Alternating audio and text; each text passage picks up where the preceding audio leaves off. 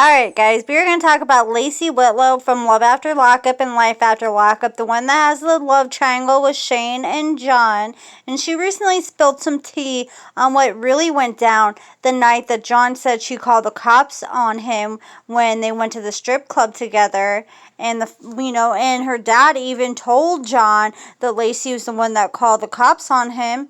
And Lacey says that's not the case. And I'm sure some of you guys will disagree with me, but people are always saying, would you rather have Shane or John? But I'll take the dad. I think the dad's fine for an old guy.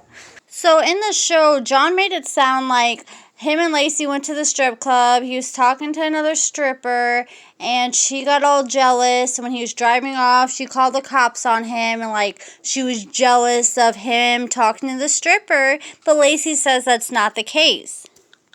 Lacey said that one night, her and Shane had gotten into a fight, and John came and picked her up, and they went to a strip club. They were having a great time, and the strip club was about to close, and they were both super drunk.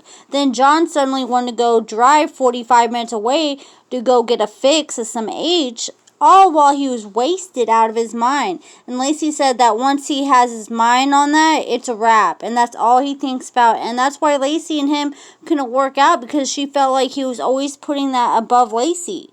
And Lacey also said that John was in a halfway house at the time, and it was only his first night out of jail, and he was supposed to go back in the morning to the halfway house. And so Lacey was telling him, hey, let's just go get a hotel room together, and I'll stay with you just as long as you don't drive and go get your fix.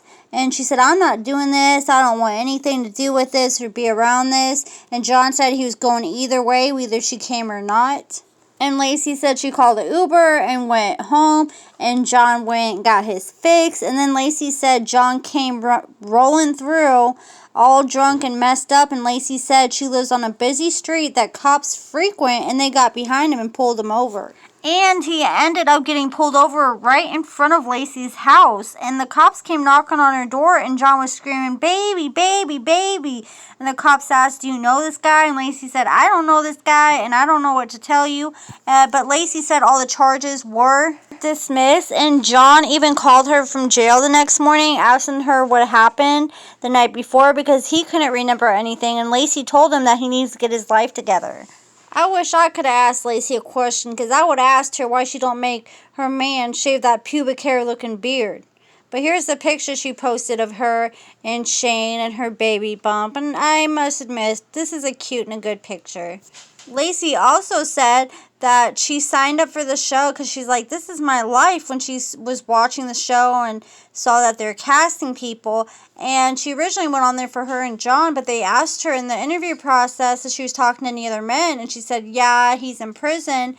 And they're the ones that pushed the subject for her to go meet him and for him to be on camera, because she originally did not plan on picking him up and moving this fast with Shane or having cameras be there, because she thought it'd destroy her engagement. But the producers pushed the subject so much that she ended up going for it, because they're like, this is going to be good TV. And I must admit, it does make pretty good TV. I wonder if we'll see them on another season of Love After Lockup. I'm going to be so sad when this season of Life After Lockup ends this Friday, and then they're going to replace it with Mama June. That's BS. That's it for this video. Don't forget to hit like and subscribe.